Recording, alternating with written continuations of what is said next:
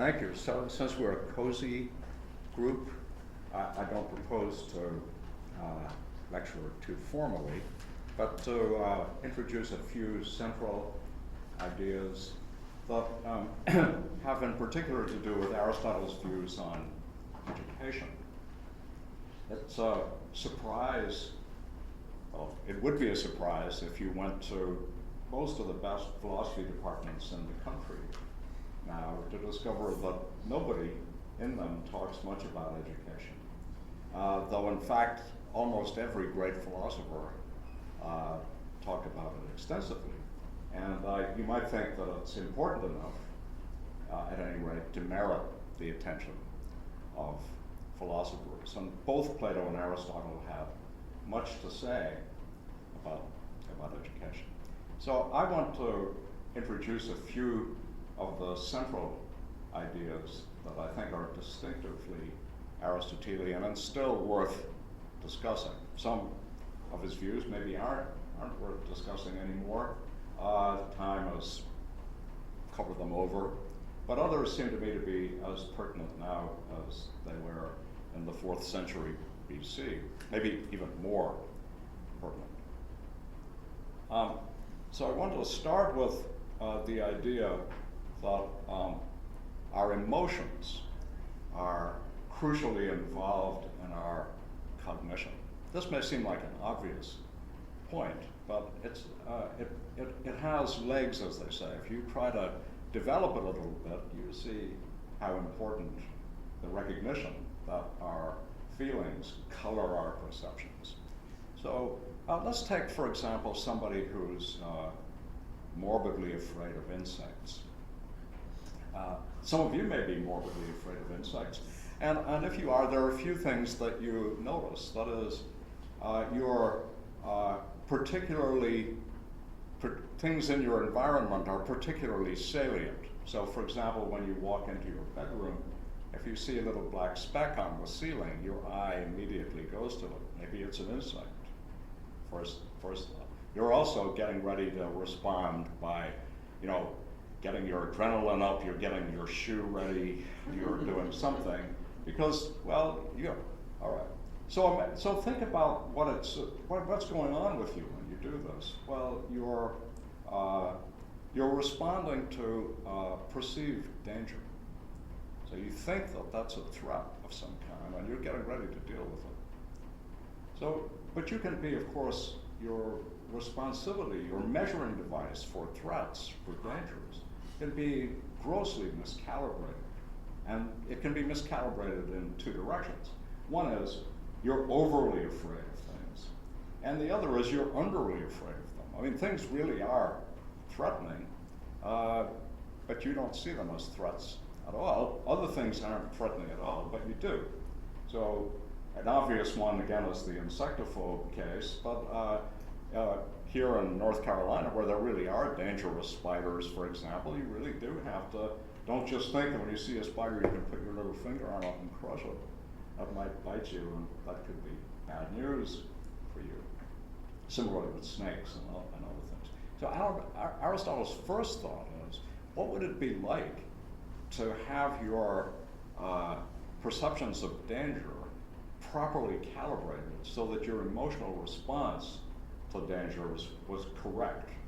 That is to say, it measured dangers correctly, so that you were very afraid of very dangerous things and not afraid at all of things that weren't dangerous. If you had that, if you were like that, if your measuring device for danger was properly calibrated, Aristotle says you would have the virtue of courage. So you, instead of being timorous, overly afraid, or foolhardy, underly afraid, you'd be correctly afraid. And he says, well, that would be a very good thing, wouldn't it, as far as dangers go. Most of us in social situations, for example, are miscalibrated in various ways. We're overly anxious, we're afraid of what people are going to think of us, what impression we'll make, what they'll do to us, right? And that has consequences for our social lives, and we can generalize. Let's take another virtue. So courage is a virtue. It's seeing the world right by responding emotionally right to it. And similarly, temperance, which has to do with, say, eating and drinking, is the same sort of thing. It's a measuring device. So when you, for example, measure how much food you should eat, if you miscalibrate on the downside, you'll eat too little. If you miscalibrate on the upside, you'll eat too much. If you calibrate correctly, you'll eat the right amount for you given your needs and size. And of course, that applies not just to how much, but what sorts of things. So for example, consider someone who's been brought up with bad eating habits, right? Someone who's been brought up with bad eating habits likes too much certain kinds of foods, maybe too much sugar, too much salt, too much fat. So that when they eat what they like, they're eating things that are bad for them. Suppose that they'd been brought up with good eating habits, then when they were eating things they liked, the things that they liked would be good for them.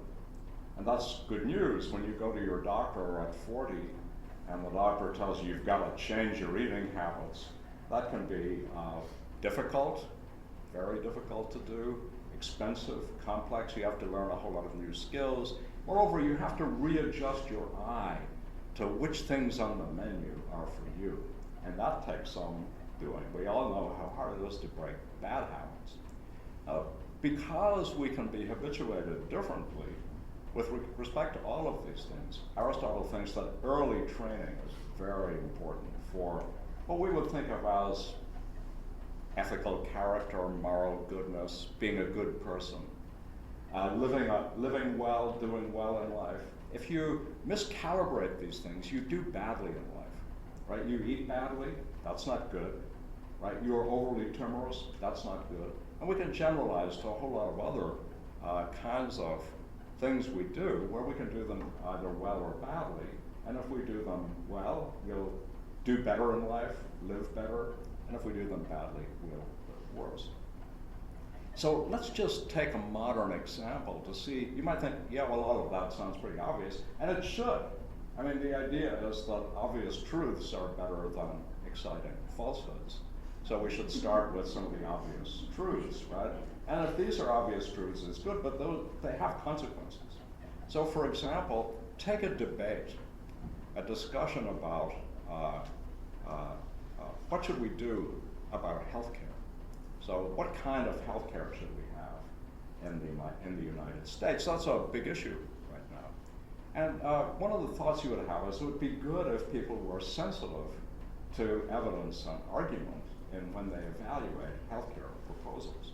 But sensitivity to evidence and argument is a bit like sensitivity to dangers or sensitivity to foods and so forth. It isn't just a matter of your cognitive apparatus, your IQ, your mental capacities, your capacity to think.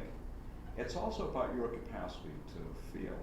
Because how you'll evaluate different kinds of strategies, different kinds of policies, isn't just a cool intellectual matter, because it has to do with your well-being and how you're going to do. So when someone tells you, you know, if you get that plan, you're going to have to change your doctor, your thought is not just a calm thought as, well, would that be so bad? Maybe my doctor's not so good. No, the thought is something that I'd have to change my doctor, right? And already you're getting ready to press the no vote before you've evaluated the policy. And that's true for a large number of things. So for example, politically, when we are manipulated rather than informed, part of what is happening is that certain kinds of emotional cues are being fed to us that have a too strong or too large an effect on our capacities to respond, and that's very serious. So, you know, when in fact we are not evidence sensitive, not reality focused, but rather in the grip of miscalibrated feelings, then we are prime targets for manipulation, for ideological distortions, for all of the kinds of things that have become central political issues in our times. So for example, it's very difficult for people to talk to each other if they are in different have different measuring devices for what's important, what isn't, what they value, what they don't. if their emotions are out of tune. So argument, cool, calm, collected discussion of facts has very limited power to sway people. If how people measure the facts is quite different, and how they measure them is not simply an intellectual matter. So Aristotle has a very, for a philosopher, a very pessimistic view of argument. He thinks arguments preaching to the choir, when people agree in their emotional responses, right, when they're properly calibrated, when they're roughly in the same value world because they respond to goods and bads in roughly the same way, arguments are great. But when they don't, the arguments are very limited power. And we see this all the time. Try arguing. I mean, an obvious one, and I'm sure you've had this experience, a non-religious person and a religious person have an argument about whether or not there's a God. And the religious person, and this is in general my experience, I don't mean to put anybody down with this, but this is roughly how it is, right? When the religious person seems to be winning the argument, they like arguments, but when they seem to be losing the argument, they don't like arguments anymore, and suddenly they want something else, faith or whatever it is. And we're all like this. So when we think we can win with an argument, we like the arguments. But when we start to lose, we start to do something else, right? We lose our temper, we get angry, we do something. Okay. So Aristotle's thought, and it seems to me to be a very important one for education, is that education really should start, and if it doesn't, it's going to pay for the consequences later on. It should start by thinking about how you properly calibrate people's feelings, emotions, and desires. And you do this, roughly speaking, by habituating them in certain kinds of ways so that they like things that are good for them, and they like not just, of course, things like food and worries about dangers, but also they like arguments, they like evidence, they like to be responded to and given facts rather than to be manipulated and so forth. But all of these are matters of our characters. They're a matter about how we feel and see the world.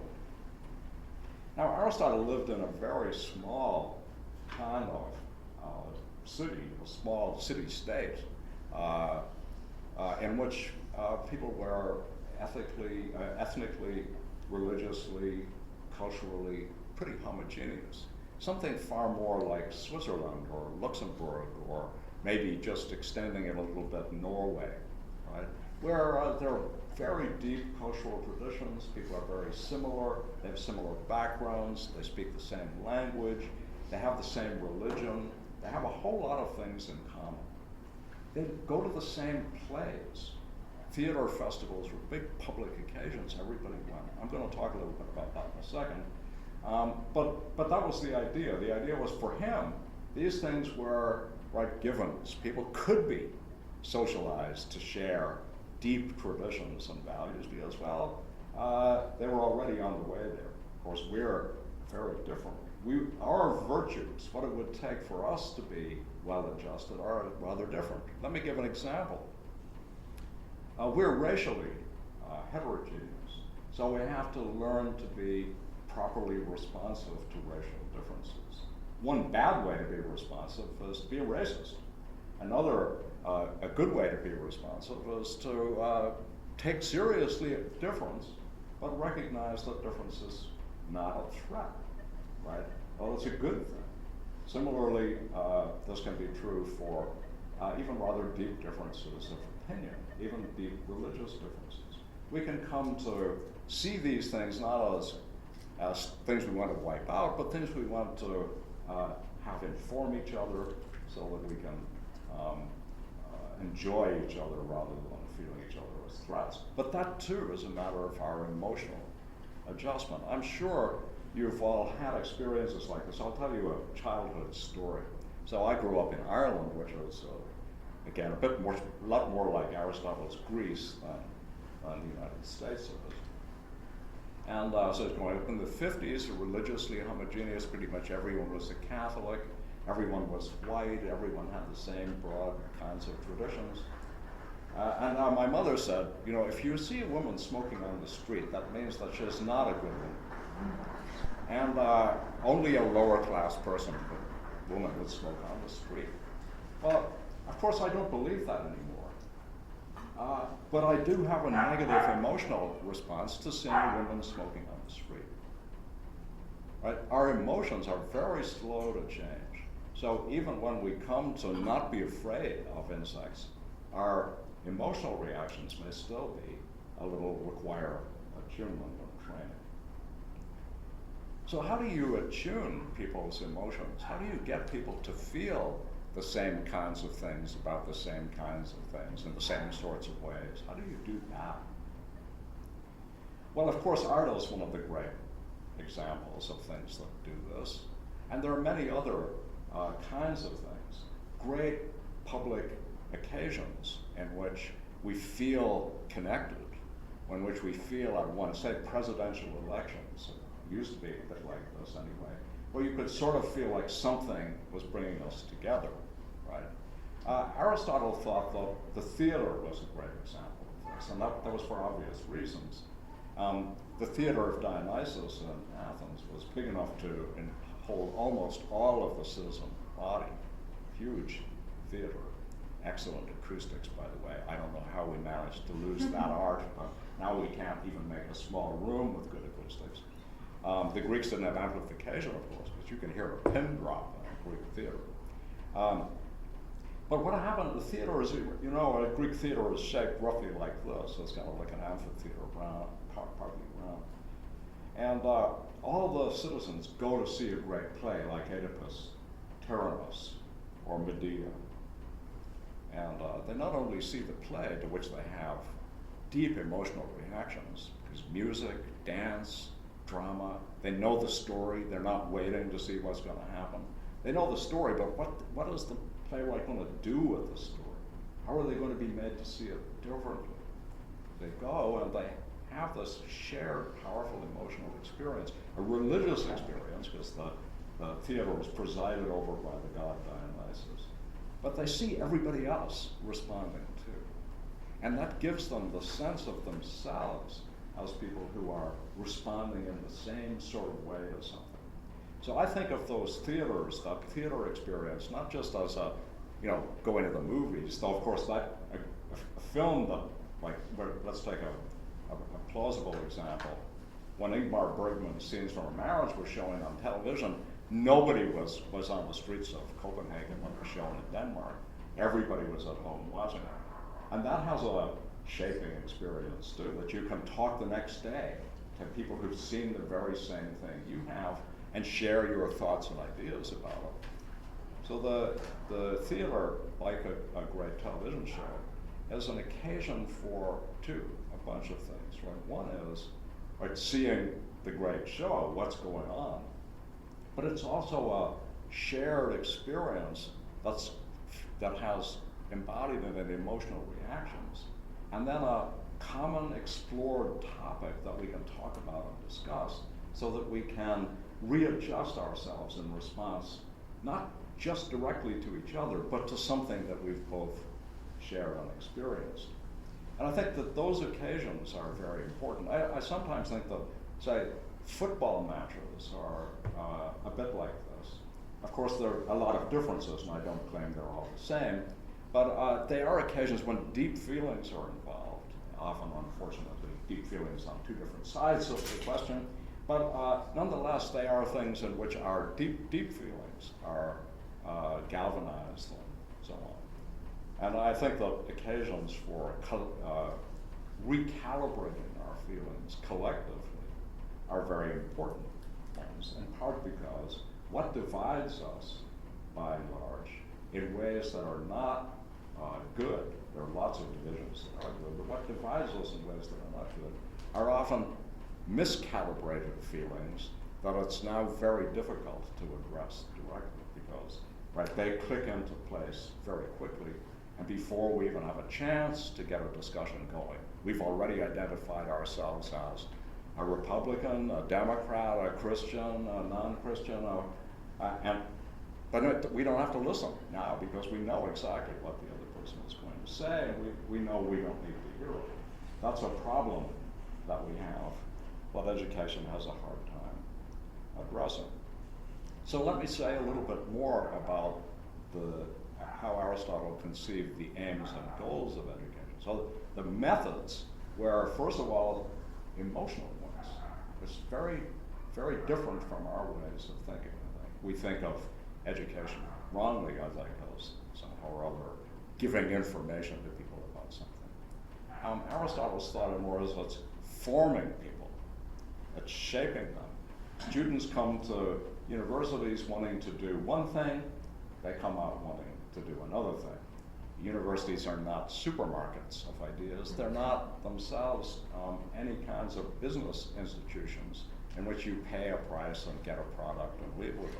It's rather the case that a good university is a place that reshapes you, changes what you are interested in, focuses you on new things, gives you an opportunity to find out what you care about, and then helps you to develop your interests in such a way as to enrich yourself and your life. That's the ideal.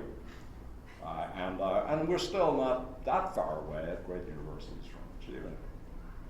So the idea for Aristotle, too, is that of shaping, of ethical or character formation. It's forming your tastes, getting you to like different things, getting you to see different values, getting you to respond differently to the world because you've enriched not just your mind, but you've enriched your heart, your emotions, your feelings. You respond differently to things.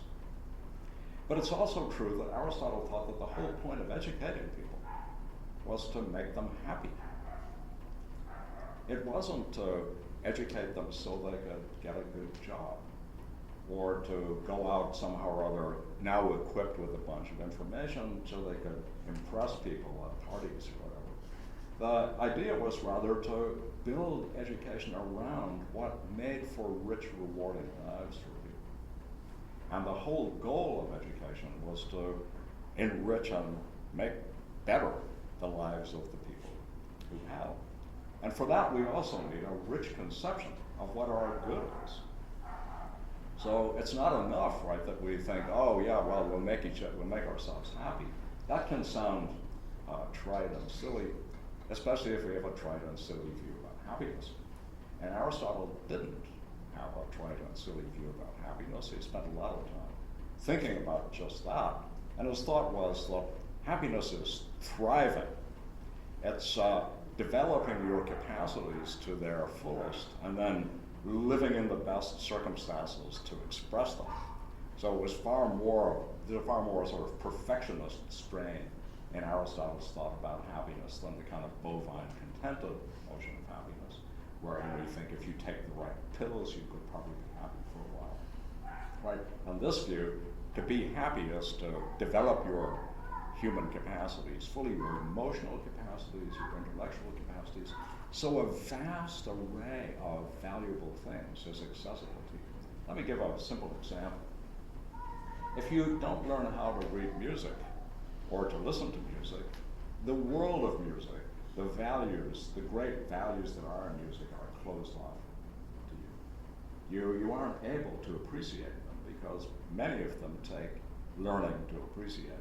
The same is true for art, for literature, for anything. There's a world of value now at our fingertips, on our iPhones. There's a world of value that doesn't cost very much to access, right? It's not, you don't need to be very rich to fill your lives with extraordinarily valuable things, but many of them aren't easy to access. You need to, obvious one, if you can't read ancient Greek, you can't read Aristotle in ancient Greek. If you can't read French, you can't read Proust in the original language. If you don't know English, you can't read Shakespeare. That's just obvious. That's just language learning. But take the next step, to read with understanding, to know the right questions to ask, to be sensitive to the evidence in the text, to be able to discuss it and articulate it to another and learn from them. These are very important skills, but they aren't just skills. They're things that, there are lenses that let you see, like telescopes or microscopes. They're lenses that let you see a world of values that without them you can't see. So to become have a rich and rewarding life, and to be a rich and rewarding person to spend time with, is in part to have access to that great world of values. That's what Aristotelian thriving or happiness is. It's having a life filled with wonderfully valuable things. And that's an accessible goal for all of us, because those wonderfully valuable things are not things that cost a lot of money. You don't have to be rich to access any longer even great art collections. You can take virtual tours of the Louvre. You don't even have to go to Paris. You can buy all of the great works of literature, pretty much all of them, read them on your Kindle for minimum amount of money, for less than it costs to go to the movies. That's an amazing achievement. And you don't have to be anywhere. You don't have to be in one of the great capital cities of one of the first world countries to do this. It used to be so. You don't have to be within walking distance of a world-class library. That used to be so too.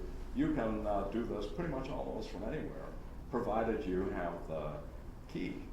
And the key is what you should be getting from your education.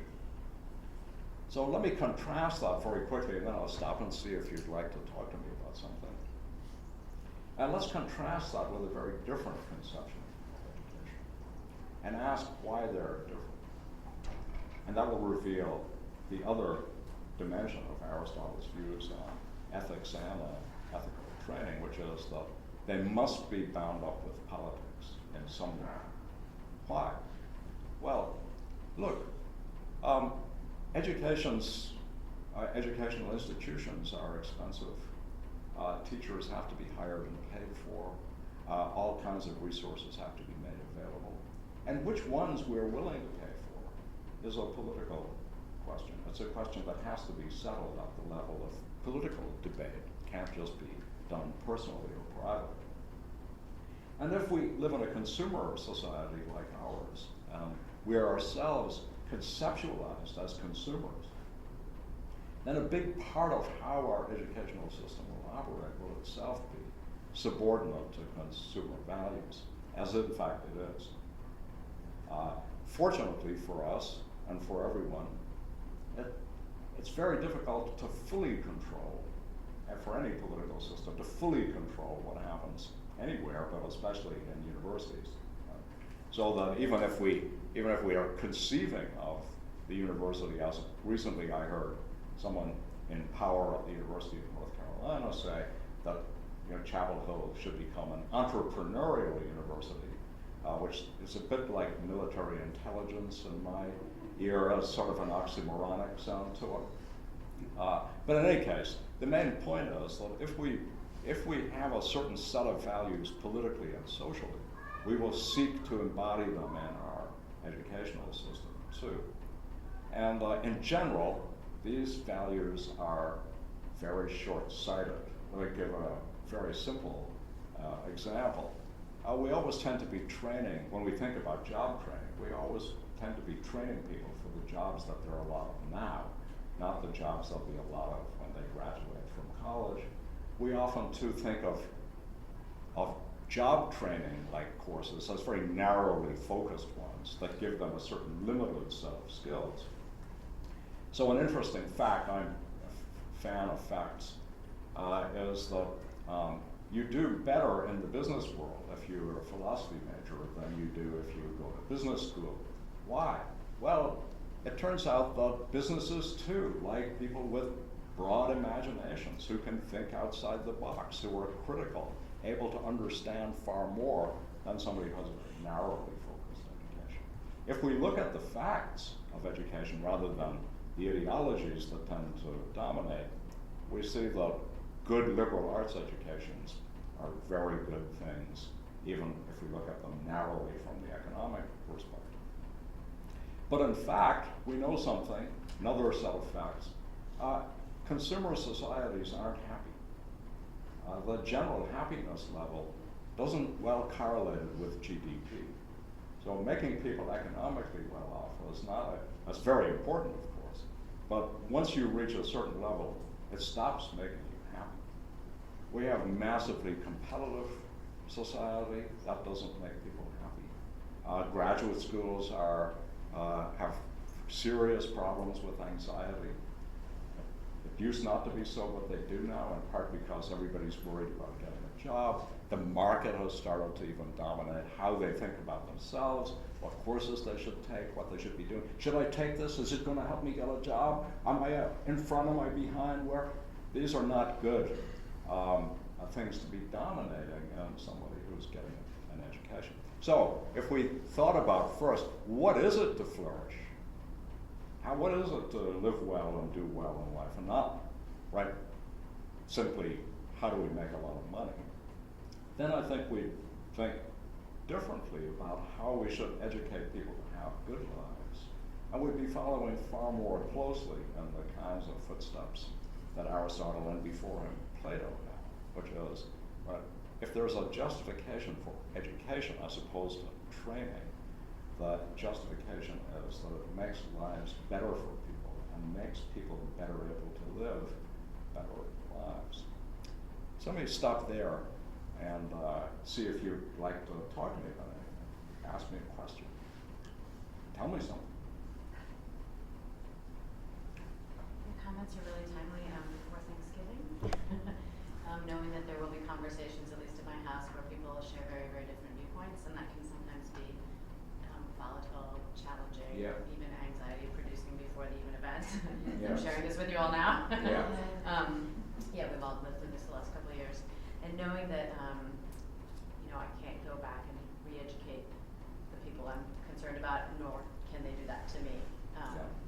Knowing that there will be a lot of emotion in the room and that facts might not matter. How do you suggest?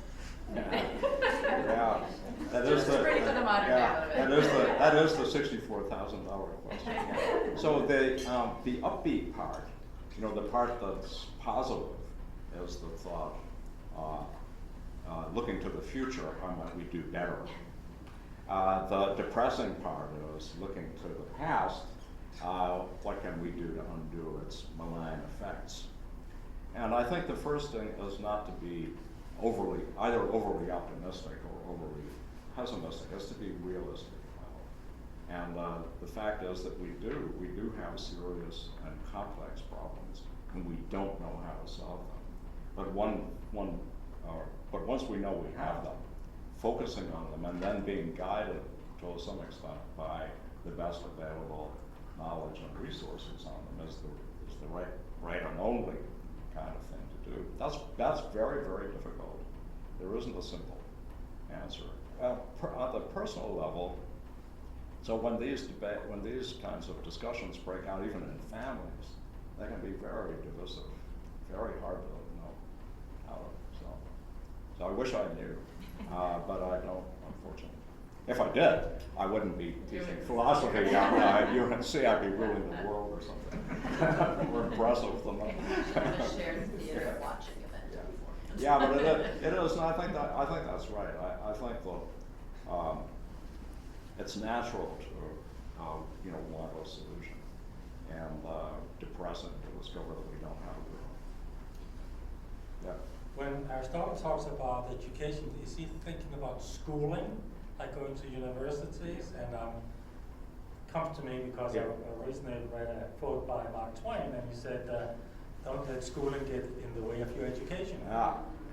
So one of the things that I think it could either be very happy-making or very unhappy-making, depending, as Aristotle and Plato both think that education goes on, essentially forever, but roughly speaking, you aren't a well-educated person until you're about 55 or so. So the idea that somehow or other all this comes easily and you got it by the time you graduate from high school, certainly doesn't think that. And so no, it doesn't belong only in schools. And maybe even the very notion of a school, as we think of it, is already a step away from what Aristotle and Plato have in mind. So for example, Plato's school, the Academy, which lasted 1,000 years, was the first European university.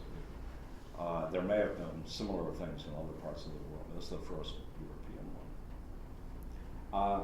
It was probably far more of a community than simply a school. It wasn't as if you went there and then you went home. You lived there.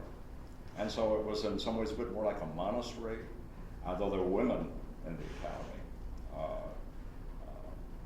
But it was a different kind of institution, and people stayed there. So Aristotle went at 18 and stayed there for 20 years before he went off and founded his own school, the Lyceum, which didn't last quite as long as Plato's Academy, sorry to say. But these, I think, were very different. So they're a bit more like Oxford colleges or colleges at Harvard and Princeton are imagined to be, where they're socializing institutions in which it's not just the classes that teach you, but the whole social way of life, living together with others. So it's a bit different, I think, from what we're thinking of. And then I think he thought, too, both of them did, that the political system itself was a kind of educational institution. The idea was that you don't stop needing to have your emotions readjusted and to be informed when you get your diploma. Really, the whole of the political system should continue to try to keep alive and preserved in you these virtues that it's so easy to have drift away into bad habits. So you can think of attempts we make to do similar kinds of things when, for example, we have health warnings on cigarette packages, or we think seriously about junk food and its effects when we look at major medical problems, early onset diabetes, things like this, and we try to do something about it. Other things are, of course, just that we have requirements that children be educated up to a certain age. These are political decisions, but I think that they're very fragmented and narrowly imagined, whereas I think Plato and Aristotle were looking in a very much broader architectural way at the effects of all of these institutions on our lives. So the theater was also an educational institution. The symposium, getting together with people to drink and talk about important issues, was also an educational institution. Yeah. I think you mentioned that some things, childhood education. Yeah. It seems to me that a lot of our basic values and beliefs are formed very, very early on. There's a saying that, I don't know exactly how it goes, but it's something like, show me the child at 7, I'll show you the adult, or something to that effect. Yeah. In my part of the world was the Jesuits, give us the first 7 years of a man's life and you can keep the rest.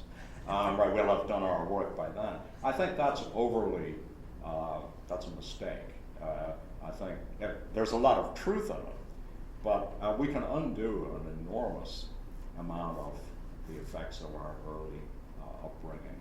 What is true, though, is that it makes thoughts about early upbringing very important. So, for example, and here's an obvious one, poverty has a huge impact on early childhood, and it has a huge impact on life. But children brought up in poverty are already at a serious disadvantage. Right? And that's true at the nutritional level, it's true at the level of their socialization, their cultural life, and a whole lot of other things. So when we think about a world like ours in which the balance of wealth has shifted in those extraordinary ways, a very small percentage have huge amounts of money and lots of others have very little. This has very serious consequences for life prospects for those who are on the other. It has terrible consequences for those who are on the upper part either. I mean, an obvious one is that if you're very wealthy, you start to imagine that you can insulate yourself from the common lot, that we're not all in it together because you think, oh, no, I can get out. But when wars occur, or there's a plague, or there's California fires, suddenly having an awful lot of money isn't a guarantee. I don't know. So maybe a thought would be there that institutions like mandatory social service of some kind after high school have a number of different kinds of effects. One is, like the First World War, the argument was that destroyed the class structure in England to a large extent. because wealthy aristocrats were fighting side by side with ordinary working class people, and each discovered the strengths and weaknesses of the other. And this had a profound effect. It's very difficult to, when you're serving in the military, say, or doing something like that with other people, to continue to hold views about your own special status. Those are very important thoughts to have about how you bring about a better sense of common identity. It used to be pretty strong in America, it seems to me, a sense of what it was to be an American, and America was somehow special and had a special responsibility. I think that's eroded a lot. I'm not, that's obvious in the newspapers, not like an article or anything. And that's too bad. Yeah. So when Aristotle was talking about education with happiness and well-being in mind, did he foresee a danger, an imminent danger of pursuing education with the goal of name, fame, and money, and whatever? Did he foresee that? Was it a caution for us? I think he had lots of examples around it. It isn't as if there weren't plenty of people. If the famous example is Alcibiades, who was immensely rich, immensely handsome, an extraordinary athlete, a great general, and rather inclined to do outrageous things because he thought he could get away with them. And I think that's always, both Plato and Aristotle. Plato was from a very wealthy family, very politically powerful family, and he saw the effects in his own family of a kind of excessive wealth, achievement, and so on, that could all be turned in bad directions. I think that's precisely why they're sort of all the time thinking about, the emotions that guide rather than the IQ that can be guided to almost anywhere. Yeah, I think they were worried about that. So that's one of the reasons I think that education for them focuses more on this sort of sense of emotional balance, understanding yourself and the world so you don't think you're a god, for example.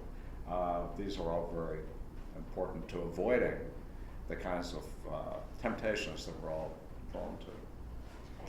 Okay, to extend that a little bit, can you tell us what tools exactly Aristotle used to inculcate those ideas? Yeah, so we don't know an awful lot. That's the first thing to say is that we don't have a huge body of data of what day-to-day life in these great schools. Well, what exactly did people spend their day doing? Did they have lectures? What? But early education, both Plato and Aristotle tell us a lot about, and we have a lot of other data. So children learned what they called musicae and gymnasticae, music and physical training. And music covered literature and the arts and memorizing poetry and dancing and rhythm and so forth.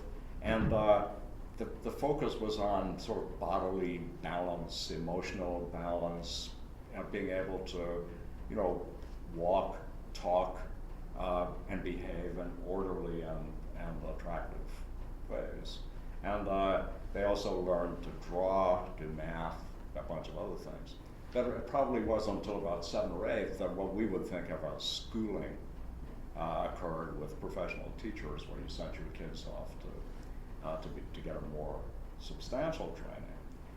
Higher education really just began to develop, as I say, with Plato and Aristotle, and the so-called sophists, itinerant teachers who hung up their shingle and offered tuition in various kinds of things.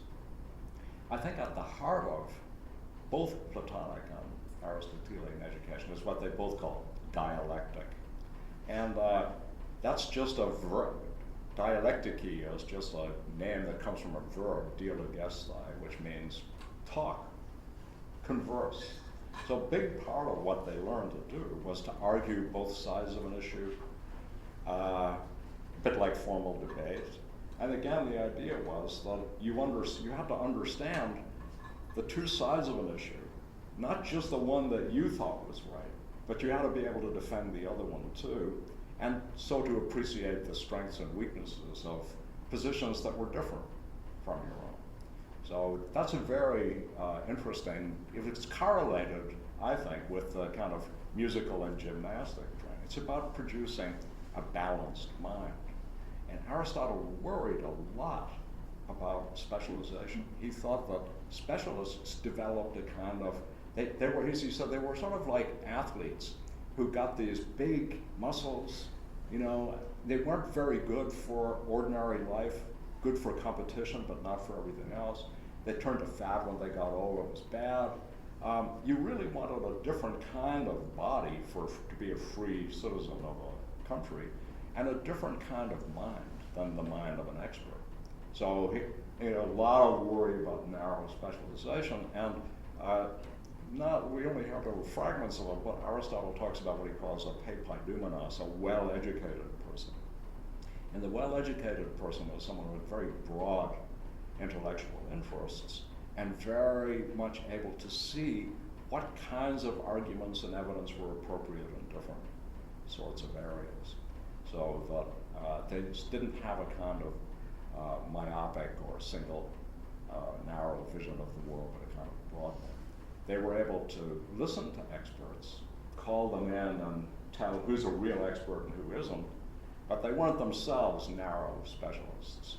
Our liberal arts education, the liberal comes from liberalis in Latin, free. It's the education that frees you. And the well-educated person is somebody who's free from distorting intellectual prejudices, but of the sort that come from too narrow an intellectual training. Could you speak on how Aristotle might have imagined society to allow education to lead to happiness, and how it might have differed from Plato's conception of a maximally happy society? Yeah. Well, it isn't a lot different.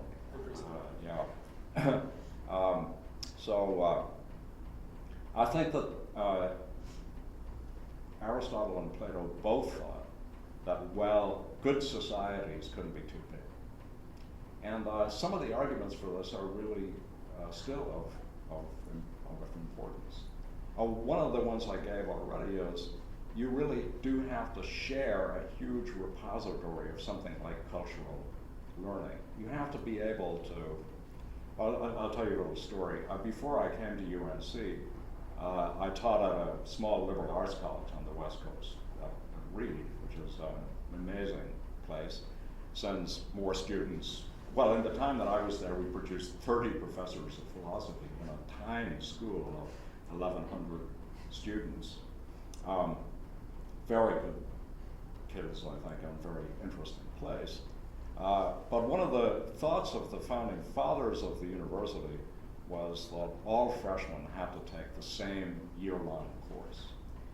They had to take a course that started with Homer and ended with Dante, and they all had to read the same books each week and go to the same lectures. And the thought was, so they'll have something to talk about besides the stuff they'd be talking about otherwise. And in fact, that worked extremely well. So everyone would be writing paper number 1, right? And they all common topic that all talk about it. There were arguments all over the place. That's an idea of why you want a small, relatively small.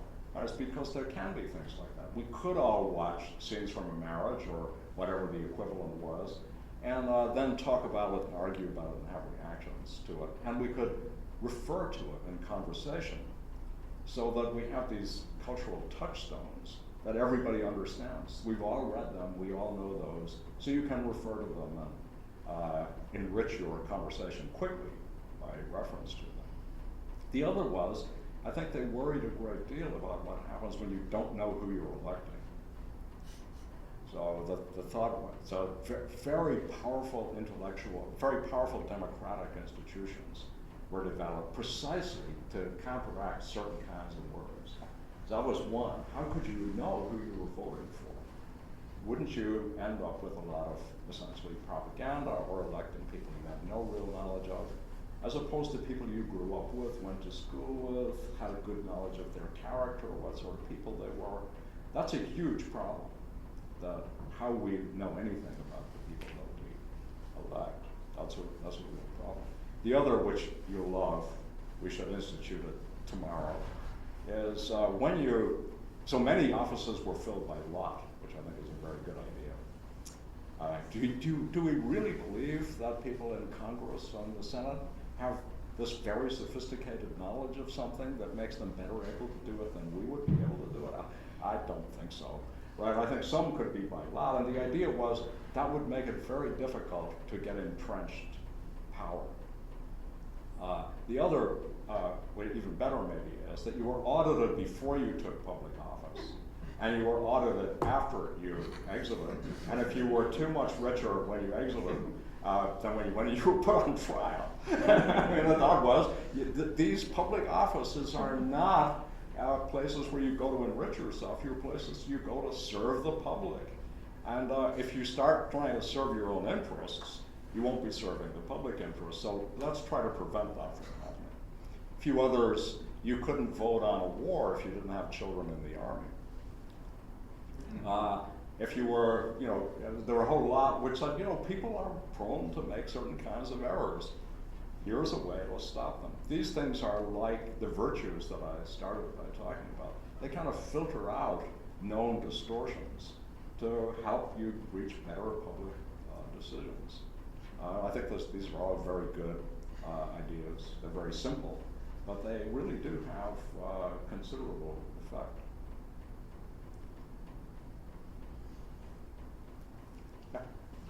We do live in a divisive society under Thanksgiving dinner with family. More and more I'm thinking that in an argument, it's sometimes best to just agree to disagree. Yeah. So did Aristotle have thoughts about what the goal of debating was? Was it to convince the person of your side, or was it just to air the differences? Did he have thoughts on should the goal be to convince the person to move over to your side? So I think that part of it is airing the differences. So if imagine that you did this in conversation. You said, I'm just imagining, right? So you've got a Republican and a Democrat talking about some important issue of public policy, and you say, okay, I'm going to be the Republican, you be the Democrat, right? I'll argue your position, you argue mine. Some of the effect of that is to make you, which we're all quite good at, by the way, is stepping into another person's shoes and imagining what you would have to do from the other side. So some of that can be, so that's airing the differences. And then I think the next part is thinking, you're almost certainly not going to convince the other person.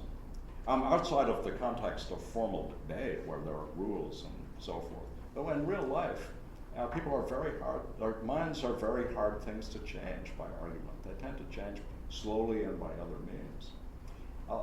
Here's a hopeful note though, and I think it's great. The other person that I'm as big a fan of as I am of Plato and Aristotle is Thucydides, the great historian of the Peloponnesian War. And a very different kind of thinker from Plato and Aristotle. But Thucydides tries to tell us what Pericles was like, the great democratic leader. And he said Pericles had this incredible capacity.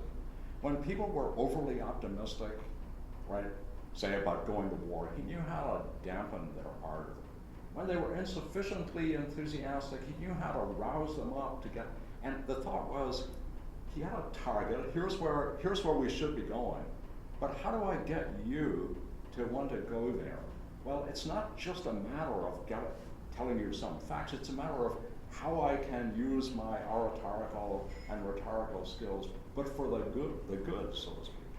Well, to some extent, once we know that we're amenable to emotional tutoring, manipulation, to give it the negative side, that has an upside too. It's not just, we don't have to just be the victims of advertisers who want to fleece us, right? We can also be the beneficiaries of the same kind of rhetorical knowledge that can help us to move in a good direction. If we put our money, so to speak, our resources into researching how to change minds in good directions, I bet we do pretty good at it. I mean, after all, we know how to get people to spend money, right? On all kinds of, well, crap, to be frank about it, right? And if we could do that, the same knowledge could be put to the use of helping us to change our minds in a good direction. So maybe if we were really skilled at it, right, we'd be able to get people to dance to the same tune, even if they started in radically different places. I wish I had that knowledge, but I don't. Yeah. So I feel like we're pushing education younger and younger, especially with STEM classes and things like that, and especially preschools. Do you think there's a way of pushing? What would it look like to you, and what would be some of the core values of some of the things that Aristotle says really will serve them more if they start to early to cultivate it? So let's take the STEM classes for a start.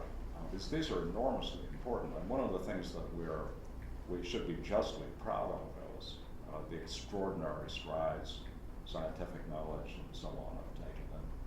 And well, not just in the past couple of hundred years, but in the past couple of thousand years. These are major good things. But science education is dreadful, in my view. And I'll just say, roughly speaking, why. Most science courses aim to train future scientists. The sort of thought is you start by taking this, it's pretty boring, but you need to learn it. And then it guides you into this, which is getting a little more exciting. And all of this pays off when you finally get up here. But most science classes taught in high school and elementary school and so on, this is true of math classes too, they seem to me to be fragmentary, all over the place. They don't go anywhere. They're not particularly exciting. Most of them are boring, actually. And they don't have what I think it takes. They don't have the right goal. The thought I would have first is that, you need to have some understanding of what kind of a thing science is. And you need to, science is. And to do that, you both have to do a little bit of it, and you have to do quite a bit of thinking about what it is you've just done. And so a combination of science and the philosophy of science, or math and the philosophy of math, helps because we all need to understand this. As we all need to understand economics. These are crucial things. It's not just the specialists who need to understand them, we do. So what we tend to get is narrow specialists, right, who go off and do it professionally, and then vast ignorance of what science actually is. So a clearer case, people get really upset when science tells you, medicine tells you one year that you should eat this kind of food, it's good for you, and next year they tell you something else, right? And they say, who wants to listen to science, right? To which the right response is the great line of John Maynard Keynes. So, when I get new evidence, I change my mind. What do you do? Right? that seems to be the best answer.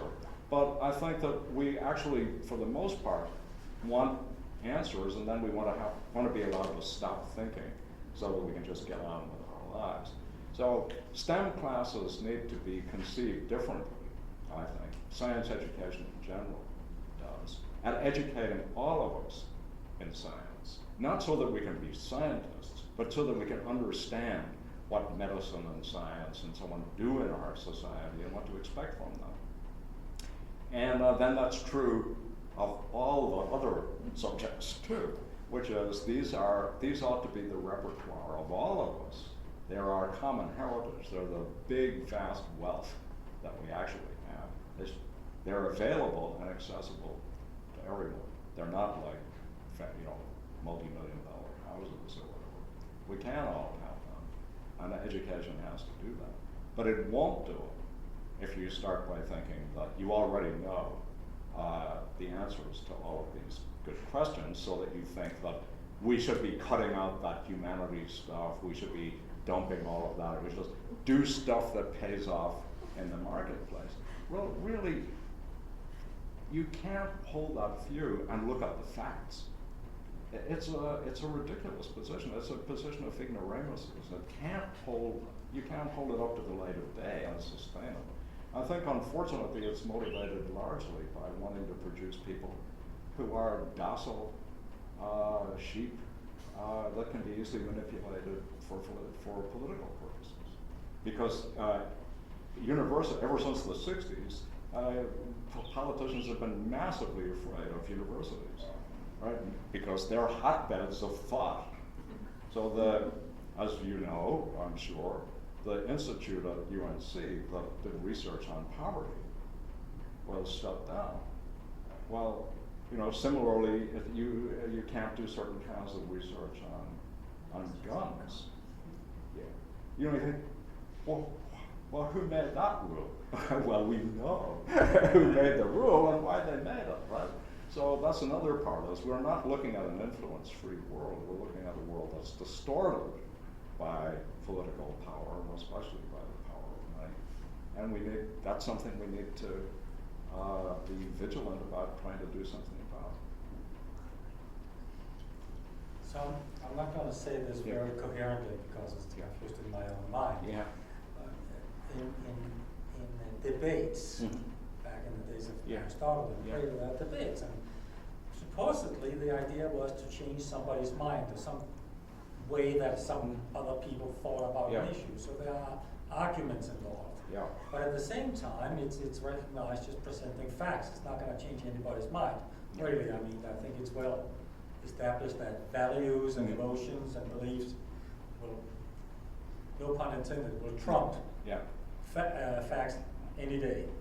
So in all of that, how do you bring somebody around thinking about values and emotions to come to open up somebody's mind to see things, maybe consider things in a different way? Well, I think one of the things that we don't know, but it's true, obviously, is that, for example, even for a short time, even if it's only for a short time, people can all be brought into a kind of harmony or unison about something because it affects them in ways they didn't know it was going to. This happens when there's a national tragedy of a certain sort, but it also happens on other things. Something happens and it's not, we don't always know what our emotional responses are going to be to things.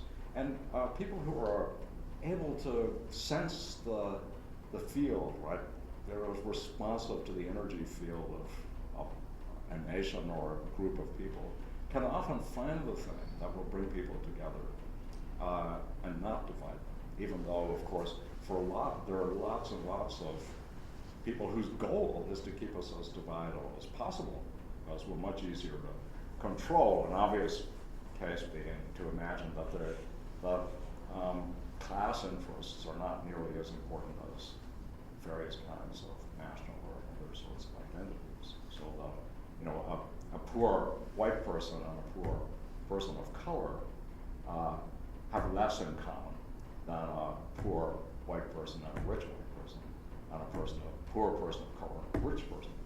So it's easy to divide us up, but thinking of ways in which we can be brought together, that's difficult, but it's not impossible. And on various occasions, we are brought together. Wars are great examples.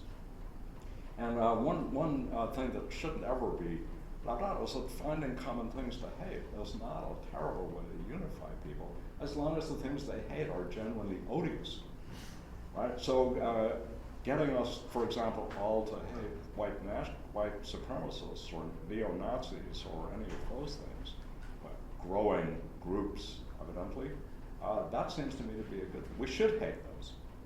And we shouldn't be calmly looking at them and thinking that tolerance is a good thing. We really should be strongly and violently intolerant of them. Right? Liberal societies often essentially screw themselves by imagining that liberal means tolerant of everything. And that's not true. It seems to me that liberal society should be tolerant, broadly speaking, of people who are, broadly speaking, tolerant.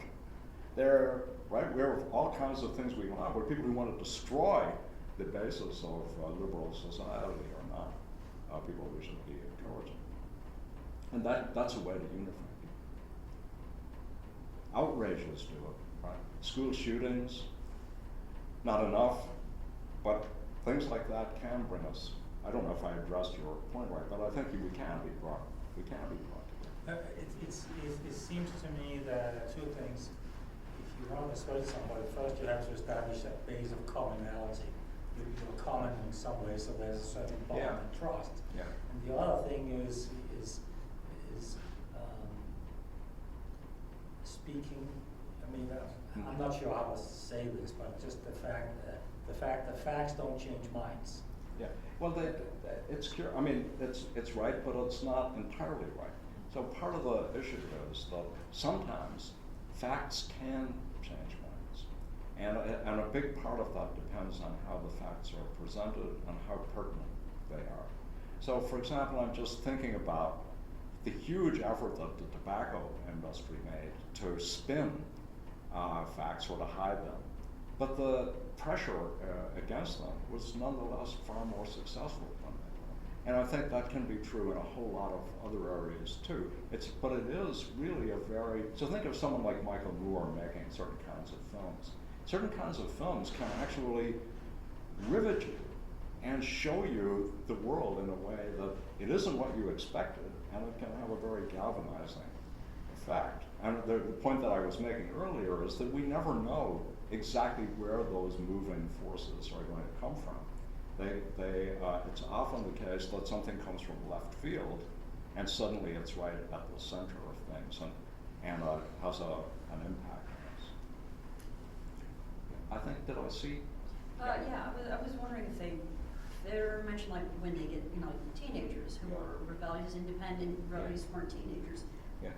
Did they ever mention how they would Do deal with the education?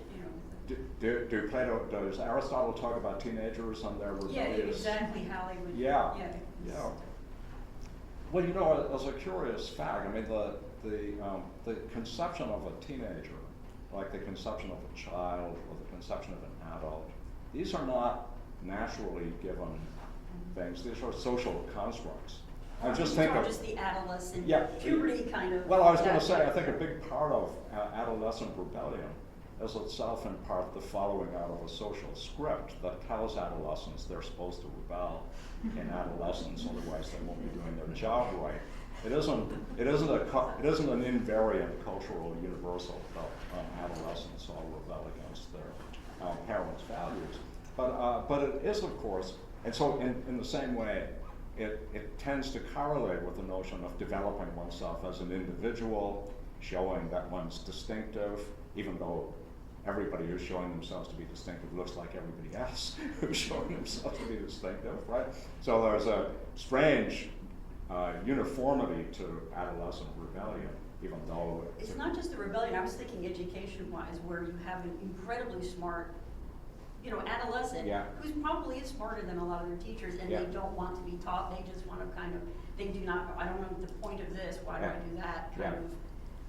It seems like Oh, so there's a story which I really like is that at a certain point. So remember, Aristotle was young and went to the academy. He was very smart, but not all of the teachers in the academy evidently liked him, and they wanted to throw him out. So they went to Plato and they said, let's get rid of this Aristotle guy. And Plato said, well, maybe you should let me talk to him for a while. And Plato talked to Aristotle and said, no, I think we should let him stay. So of course that is a question. So sometimes you can have brilliant students who are nonetheless somewhat misfit into the absolutely. Yeah, but there shouldn't be a one-size-fits-all in this. This is a silly business. In a way, people should be allowed to rise to the level they can rise to. It's a huge problem in teaching, say at a public university. So at Reeve, it was quite different. I mean, nearly everyone was valedictorian in their class, so the fact that somebody else was didn't impress them very much because they were all like that. So the top was very high, and the bottom was very close to the top. But at UNC, the top is just as high as it was at Reeve, but the bottom is quite a bit lower. Teaching students with very different cultural backgrounds, The other one is Reed students were almost all children of academics. And they grew up thinking they wanted to be professors, they wanted to read books, they wanted to be in the library. They already had a picture of who they were and what their status was. This is very different, obviously, so at a large public university, where some people are overly entitled, they feel overly entitled, and some people don't feel enough entitled. So it's always a problem of often finding brilliant students who are just culturally and educationally deprived. Others who are rich, already have fancy cars and don't understand why they should be listening to somebody who's never going to earn as much money as their parents do or as they will. These are different kinds of problems, but they're all connected. Finding out a pitch to classes of art.